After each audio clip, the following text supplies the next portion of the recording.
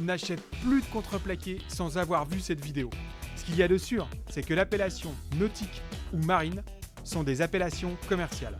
Qu'est-ce qui se cache derrière et quels sont les critères à prendre en compte pour choisir son contreplaqué en construction nautique? Le contreplaqué est un assemblage de plis. Une âme centrale, des plis intermédiaires et un pli de parement et un pli de contreparement. Les plis sont superposés entre eux de façon à croiser le fil du bois, puis coller.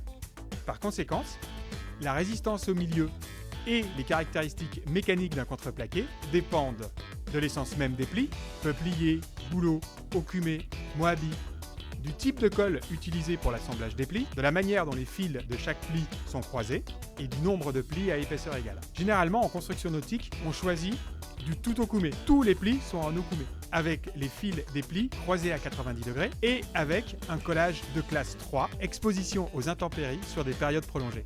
Lorsqu'un fournisseur propose du contreplaqué marine ou nautique, c'est généralement que ce contreplaqué respecte ces critères et qu'en plus, ils ont un nombre de plis supérieur à épaisseur égale. Parce que, à épaisseur équivalente, un contreplaqué qui aura des plis moins épais mais plus nombreux aura des meilleures caractéristiques mécaniques qu'un contreplaqué classique. A minima, on choisit un contreplaqué conforme à la norme EN/NF 636-3, usage extérieur, ou un contreplaqué marqué CTBX. CTBX, c'est une marque de conformité de produit qui va au-delà de la 136-3.